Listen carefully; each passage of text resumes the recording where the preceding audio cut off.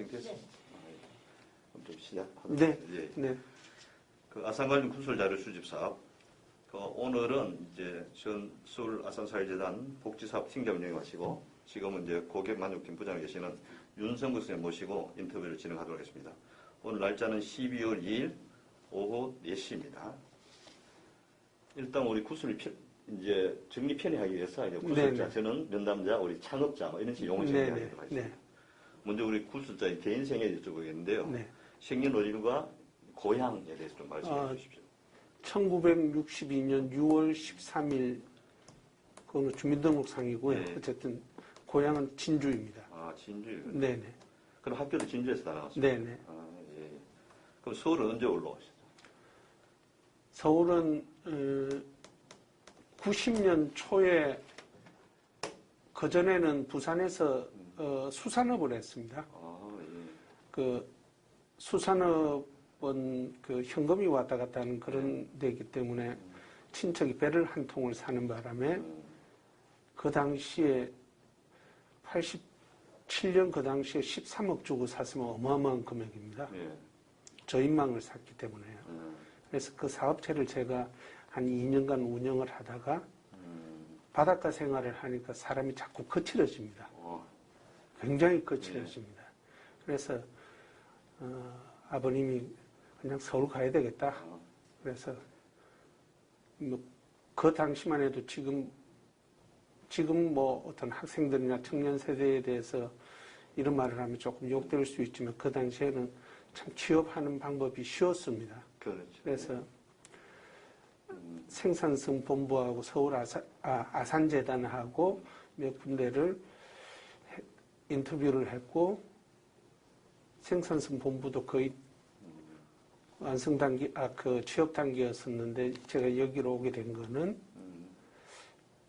회사 돈을 가지고 남 돕는 일을 하는 게 좋겠다는 생각 때문에 여기 왔는데 그게 벌써 30몇 년이 지났습니다. 그러면 어떤 이제 진주에서 이제 대학도 그럼 아니요. 대학은 청주에서 나왔습니다. 아, 예. 네네. 지금은 주로 어떤 일을 하고 계십니까? 지금은 이제 제가 내년에 은퇴이기 때문에 예. 고객 상담 역할을 상담실에서 좀 불강력적인 그런 분들이 가끔 들어옵니다. 그런 분들에 대해서 제가 조금 안내를 하고 다독거리고 저 상담실에 보면 여직원들밖에 없습니다. 간호사들밖에 없는데 그분들이 하기에는 좀 부담스러운 그런 분들은 제가 상대를 해서 좀 응대를 하고 있습니다. 그리고 6층에 와서도 근무를 하는데 제가 오랫동안 글을 써오고 했기 때문에 제 어떤 스킬 같은 거를 직원들한테 좀 알려주고 뭐 제대로 뭐 글 쓰는 방법이라든지 그런 걸 살펴주고 그런 역할을 하고 있습니다. 예. 그러면 아까 이제 대학 졸업 후 이제 또 이제 저인방 건설도 직접 저희가 운영하시는 보통 대학 졸업 그런 선택하기 쉽지 않잖아요, 사실은. 없죠. 근데 그때 이제 사업을 처음에 시작한 지 얼마 안 됐습니다. 외삼촌하고 둘이서 사업을 시작을 했는데 갑자기 부산의 친척이 워낙 큰 돈을 들여서 사업을 시작을 했기 때문에 그거는 일주일에 그 당시 한 7천만 원, 8천만 원 현금이 왔다 갔다 합니다. 그래서 그 부분에 대해서 저보고 좀 책임을 지고 해줬으면 좋겠다. 그래서 제가 그 일을 하게 되었습니다. 여기 오시기 전까지 어떤 생산본부와 아산사회복지 저울질은 좀 했는데 일단 그 회사 돈 남을 도와준다는 그런 취지가 좀 좋았다는 거죠. 맞습니다. 그럼 그때 이제 입사 원서 그때는 뭐 어떤 공채란가 면접만 봤습니까? 어떤 식으로? 면접을 봤습니다. 제 전임자가 퇴직을 하게 되면서 특별 채용식으로 해서 아름아름 들어오게 되었는데 그 당시에 제가 이제 학교 다니면서 학부사도 있고 그랬기 때문에 편집 업무를 좀 할 수 있겠느냐 그래서 뭐 글을 계속 써왔기 때문에 편집 업무는 가능하다고 그렇게 해서 오게 되었고 생산성 본부도 역시 편집 업무로 해서 그 원서를 넣게 되었습니다. 그럼 여기 처음 왔을 때 이제 병원생이 이제 채 1년 안 됐을 네네네. 모양인가요? 네. 분위기가 좀 어떻던가요?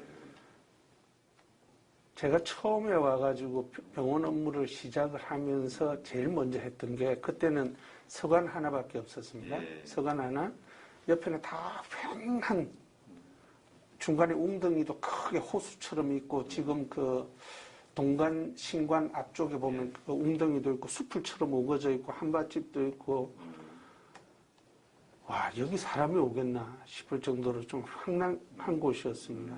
그래서 일단 병원부를 맡았기 때문에 병원 사람을 알아야 되겠다 해서 서울 아산병원이 진료 공간이 12층부터 해서 지하 1층까지 서관은 있습니다. 물론 지하 2층, 지하 3층 가면 그 하수 처리장 같은 그런 것도 있고 13층은 그 당시에 식당이 있었습니다. 식당도 있고 또 전산실도 있고 그랬습니다. 그래서 제가 제일 먼저 한 게 제일 지하층부터 제일 꼭대기 층까지 모든 사람을 좀 만나보자. 그래서 그 사람들을 거의 한 달에 걸쳐서 다니면서 만나고 나를 소개를 하고 어떤 자료 같은 걸 낼 거 있으면 나한테 달라. 그럼 내가 병원부를 통해 가지고 소개를 하겠다. 그런 일을 쭉 했습니다. 그렇게 하면서 병원부를 만들게 되었습니다. 예. 그럼 그때 뭐 아까 환경은 잠깐 말씀했는데 이거는 뭐 지금도 좀 그렇습니다만 약간 예지지 않은 오기가. 예. 네. 그 당시에는 대중교통은 어떤 식으로? 대중교통은 그 당시에는 지금은 잠실 나루역인데 성내역입니다. 성내. 예. 네, 성내역 저기서 걸어서 보통 옵니다. 걸어서 오는데 지금은 성내청 인도교가 놓여져 있지만 그 당시에는 징검다리였습니다. 그럼 성내청 뚝방길을 성내역에 내려서 넘어가지고 징검다리를 건너서 이렇게 병원 쪽으로 넘어왔는데 저게 성내청의 인도교가 91년도인가 2년도 그때 만들어졌을 겁니다. 저거 전까지만 해도 직원들은 비만 오면 여름에는 저기 그 성내역에 내려서 빙빙 걸어서 둘러서 왔죠. 그럼 그때는 어떤 이제 아까 이제 병원부라고 했는데 예. 재단에서는 부서가 큰 부서는 몇 개 정도가 있었습니까? 재단에 그 당시에 제가 왔을 때 지금은 없어진 서관 앞 중앙공원 앞자리 그 아산생명과학연구소 건물이 있었습니다. 거기 1층하고 지하층을 사용을 했는데 1층에 들어가면서 격리과가 있었고 그 다음 그 현대그룹이 다 그렇지만 하나 사무실을 씁니다. 큰 사무실에 위에 펜만 붙여놓고 쭉쭉 나눠서 쓰고 있었는데 격리과가 있고 그 옆이 총무인사과 그리고 그 옆이 구매과 그 옆이 복지사업과가 있었습니다. 지금은 팀이라고 다 그렇게 팀장 그렇게 하고 했는데 처음 들어왔을 때는 과였죠. 그렇게 하고 제일 뒤쪽으로 그 당시에는 사무처장이라고 그랬죠. 지금은 사무총장이라고 그러는데 사무처장님이 계셨고 그랬습니다. 지하에는 도서관이 있었고요. 그 당시 그럼 아산사회복지재단을 이제 그때 70년대 만들었는데 네. 그 주 업무는 지금 뭐 의료원이잖아요, 병원이잖아요, 사실은 이제. 다들 그렇게 생각하시는데요. 아산사회복지사업재단이 만들어지게 된 가장 근본 목적은 복지사업입니다. 의료사업도 그 중에 하나일 뿐이고요. 지금은 그런 표현을 안 쓰는데 그 당시만 해도 4대 목적 사업이라는 표현을 썼습니다. 가장 첫 번째 나오는 게 사회복지 지원 사업입니다. 그 다음이 지금은 의료사업이라 그러는데 의료복지 사업. 그 다음이 연구개발 지원 사업이고요. 그 다음이 학술 장학 사업이라고 했습니다. 그걸 해서 4대 목적 사업이라고 했습니다. 사회복지 지원 사업이 우리나라 복지라는 개념이 생소했던 시절에 아산사회복지재단이 들었었습니다. 그게 77년 7월 1일입니다. 그 복지사업 그 당시 예산이 국가에서는 그 당시에 보건사회부였나? 뭐 그럴 건데, 복지 사업을 마음대로 펼치려고 해도 이게 해가지고 실패하면 어떡하나? 이런 염려가 많았습니다. 그래서 국가에서 아산재단에서 어떤 사업을 하면 그게 잘 되면 국가에서 그 이듬해나 그 다음에 벤치마킹해서 전사적으로, 전국적으로 퍼뜨리는 그런 역할을 많이 했습니다. 아마 그 연구개발 지원 사업도 그 교수들한테 연구비 주고 하는 그런 것도 그 당시에는 우리나라에서는 그 이공계 쪽으로 해서 연구비는 많았는데 인문사회계열, 지역연구 이런 데는 굉장히 연구비가 박혔습니다. 그런데 아산재단에서는 그런 인문사회계열 그리고 지역연구라는 거, 동구권, 그 당시에 동구권 그 공사나 민주화되기 전에 소련 시절이죠. 그렇죠. 그 무렵에 그 지역에 대한 연구 활동을 하시는 분들한테 연구비를 많이 지원했습니다. 국가에서 1년 연구비가 얼마 되지 않았을 때 아산재단, 일개 재단에서 국가연구비만큼은 안 되겠지만 국가연구비의 상당 액수에 해당하는 금액을 지원을 했습니다. 77년도에 아산재단 연구비가 아마 조사해보면 나오시겠지만 그 당시에 한 5억, 6억 그렇게 됐을 겁니다. 어마어마한 겁니다. 네. 그럼 아까 잠깐 말씀했습니다만 이 77년 그러면 뭐 기업의 사회적 역할 이런 것들이 굉장히 충분히 인식이 안 될 때 아닌가요? 또 사회복지라는 개념도 뭐 제가 알기로는 그렇게 보편화되지 않은 것 같은데 사회복지라는 개념이 아예 국민들한테는 없었죠. 없었어요. 네. 예. 그런데 이런데 불구하고 창업자는 이런 것을 할 수 있다는 데 놀라운데 혹시 그런 뭐 외학이 됐다는 이런 것들을 들은 적은 있습니까? 그게 이제 아산 10년사라는 그 책을 보시면 그 설립 배경 이런 게 잘 나옵니다. 예. 아산 10년사에 보면 이런 말이 아산병원 10년사란 말이죠. 아니요. 아산재단. 아산재단 10년사. 예. 예, 그게 책도 좀 희귀본처럼 되어버렸는데 못 봐가지고. 울산대학교 그 도서관에는 있을 겁니다. 예. 저희는 울산대학교하고 각 학교마다는 보낸다는. 다 재단에서 만드는 책들은 다 보냅니다. 예, 그래서 아산재단 10년사 있습니다. 그 책이 아산재단의 생각을 가장 잘 알 수 있는 책입니다. 20년사 제가 만들고 30년사 제가 만들었는데 그거는 이제 막 발전하는 발전상을 보여주는 거라면 아산재단 10년사는 왜 이 병원들을 만들게 되었으면 사회복지 사업을 하게 됐는지 그런 내용들을 그 당시 우리나라 사회복지계 의료 뭐 연구 뭐 이런 전문가들이 대학 교수나 뭐 이런 분들이 그걸 집필을 하고 만든 책이기 때문에 아마 참고가 많이 되실 겁니다. 예.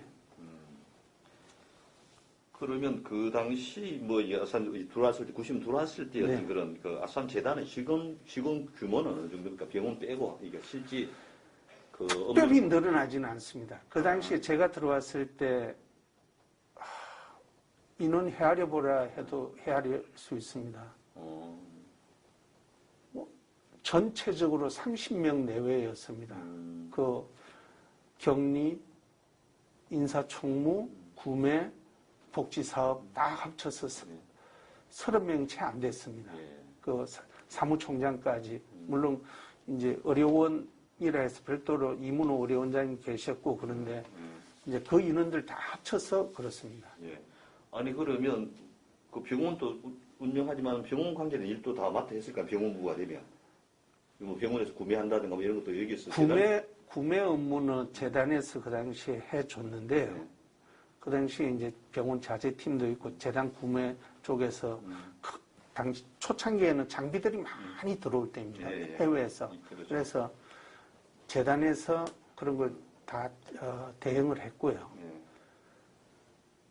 근데 워낙 그 초창기에 그 아산재단에 있었던 그런 분들이 구매하고 이런 분들이 다른 병원들에서 베테랑처럼 일을 하던 분들이 그 서울 아산병원 설립을 앞두고 그런 분들이 대거 이쪽으로 많이 들어온 케이스입니다.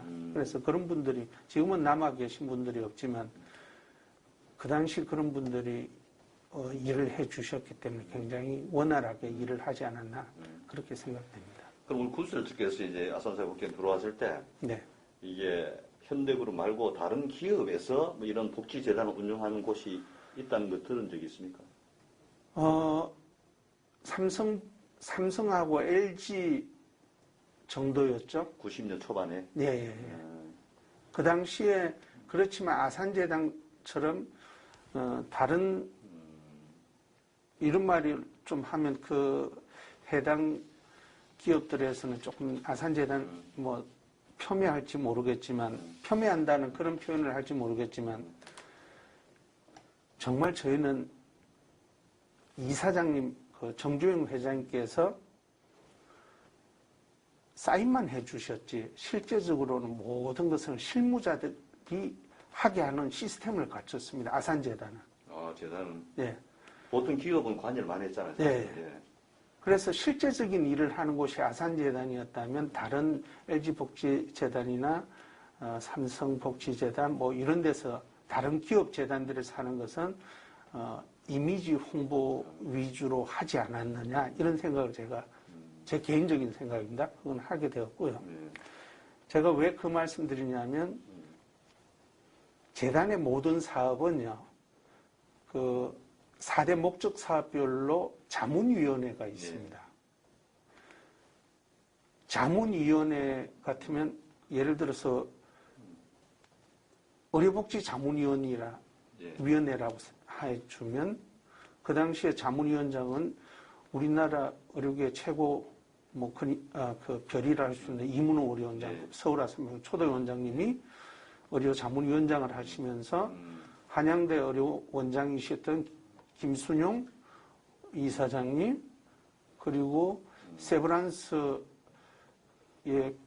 이름 벌써 까먹었네요. 워낙 오래돼가지고 세브란스 그 의료원장 하셨던 분 그리고 뭐 우리나라 의료계에 굉장히 큰 별이라고 하시는 그런 분들이 아마 10년사 거기 보면 의료자문위원 몇 면을 살펴보시면 다 나올 겁니다. 그러니까 중요한 건 다른 그 병원의 원장들이 의료자문위원으로 왔다 이런 뜻이죠. 네네네. 우리나라에서 그 재활 쪽, 뭐 병원, 뭐 이런 쪽에 각자 그런 분들이 좀 이문호 의료원장님이 초청하셔가지고 자문위원 역할을 하셨습니다. 그런 분들이 뭐 시간이 돈이라고 생각되는 그런 분이실 건데 복지 사업을 하는 아산재단이 좋기 때문에 와서 그런 역할을 해주신 겁니다. 정주영 회장께서는 그런 분들이 잘 일할 수 있도록 그냥 맛있는 거 사주시고 그렇죠.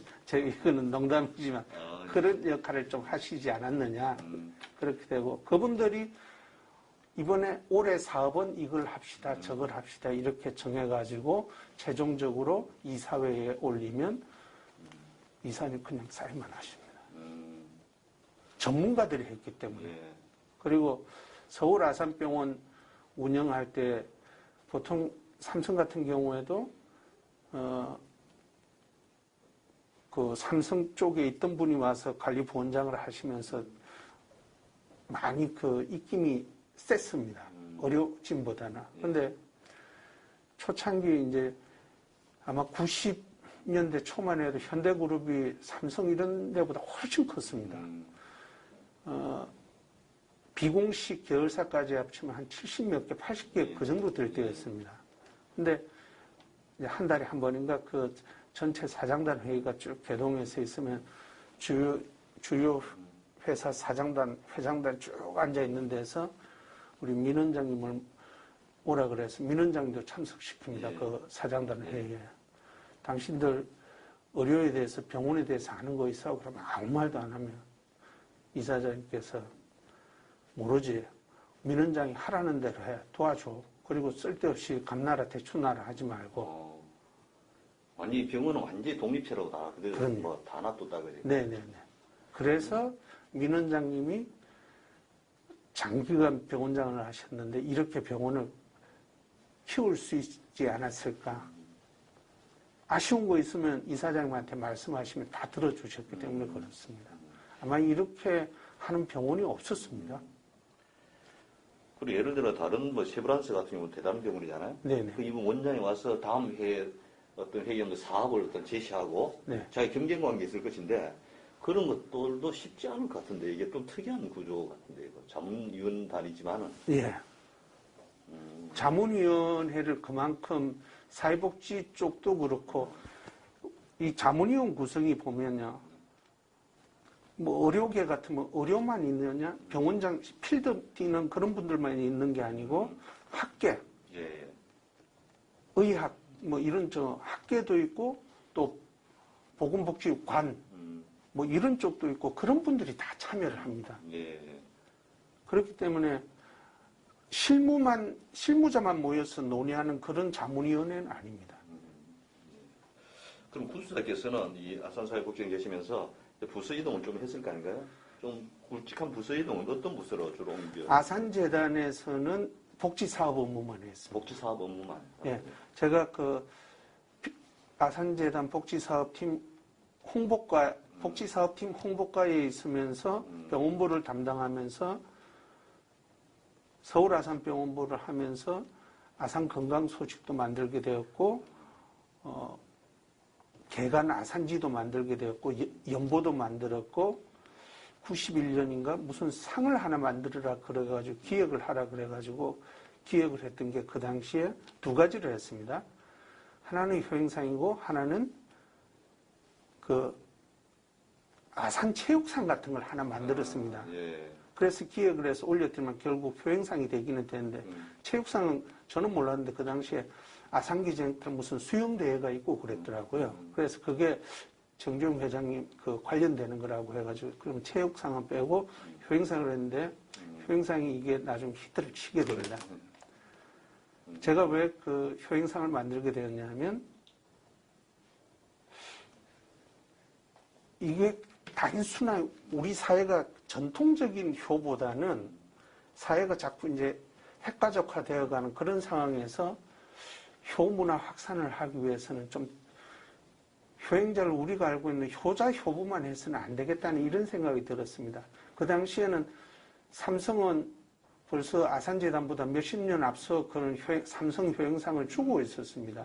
근데 그거는 이제 단순한 그 효자 효부만 주는 상이었습니다. 그래서 저는 효가 따르려면 경로 활동도 있어야 되겠고 그래서 경로 부문을 만들었고 그리고 청소년 효행 이 뭐 자식들도 몇 명 낳지 않는데 그런 아이들한테 효 문화를 확산시키기 위해서 청소년 효행상도 하는 것도 좋겠다 싶어서 청소년 효행상도 부문으로 넣고 그리고 효 문화는 이제 이야기하는 과정에 다른 분이 특별히 우리나라의 효와 관련된 그런 어떤 그 특징적인 게 있으면 그런 것도 효 문화라 해가지고 우리가 특별상을 주면 어떻게 했느냐. 이래서 효 문화상까지 들어가게 되었던 것입니다. 지금은 좀 다시 많이 단순화되었죠. 예. 처음에는 그랬습니다. 예. 효의 개념은 굉장히 좀 확장한, 네. 다양하게 네. 그렇게 진행했다는 것이죠. 네. 그러면 주로 이제 그 홍보, 사회복지 홍보, 그 다음 병원, 초기는 병원부 네네. 좀 계셨다는 거죠. 그거는 좀 이따 여쭤보긴 하고. 일단 뭐 우리가 재단의 어떤 뭐 이게 운영 이념 같은 건 이제 우리가 뭐 교과서에 나오겠지만은 우리 구사께서는 아산재단의 어떤 운영 이념이랄까 그런 건 무엇이라고 생각하십니까? 운영 이념은 제일 간단한 거는 예. 처음에 설립자께서 하신 말씀이 가장 핵심적인 포인트입니다. 우리 사회의 불우한 이웃을 돕는다. 예. 그 한마디면 다 해결되지 않을까 싶습니다. 왜냐하면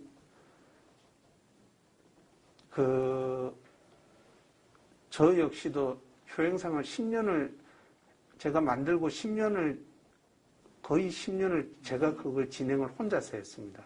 그래서 저는 휴가를 그 당시에 효행상 시상식은 10월 초에 했습니다. 10월 9일인가 3일인가 그 인근에 했었는데 그 행사가 다 끝이 나야 저는 항상 여름 휴가를 갔습니다. 가을에, 늦가을에. 혼자서 그걸 했기 때문에 그렇습니다. 근데 정말 전국적으로 다니다 보면 가난하면서도 제대로 효행을 하는 사람들이 많았습니다. 근데 그걸 뭐 삼성이나 이런 데서는 효행상을 주다 보면 실태조사를 그 당시에는 걔네들은 안 다녔습니다. 저희는 실태조사를 가서 현장 조사를 다 해보고 왜 추천하게 됐는지 이런 것도 다 확인을 했습니다. 공적조서 아마 지금 그 선생님께서 노부모님을 모시고 10년 노부모님을 모시고 있었다 그러면 제가 공적조서 쓰면 아마 어디든지 효행 대상 받을 겁니다. 그 정도로 상에 대해서는 어떻게 하면 상을 받는지 압니다. 공무원들이 그걸 잘 압니다. 그래서 교묘하게 친인척들을 많이 넣더라고요. 그래서 실태조사가니까 그런 게 다 드러났습니다. 그래서 참 에피소드도 많았지만 그런 걸 철저하게 걸러내고 정말 어떤 분은 부산에서 자기 사비를 써가면서 엄청난 경로 활동을 했습니다. 근데 제가 가니까 자기는 대통령 상도 받고 다 했는데 정주영 회장 상만 못 받았다. 상금은 나 필요 없다. 나 돈 많은 사람이야. 그러면서 그 당시에 상금 1,000만 원이었어요. 1,000만 원이면 그 서울에서 저기 강동구 이쪽에서 전세금 이상 되는 큰 돈입니다. 1,000만 원 그거 당신하고 나 대상 좀 받게 해줘 그러더라고요. 근데 공적 내용만 보면 경로상을 받을 만해요. 자기 돈을 그만큼 하고 열성적으로 하기 때문에. 근데 공명심이 너무 강하지 않습니까? 그래서 심사위원회 저는 이제 실태조사자로서 그 자료를 쓴 사람으로서 저는 배석을 합니다. 그럼 쭉 보다가 그 사람이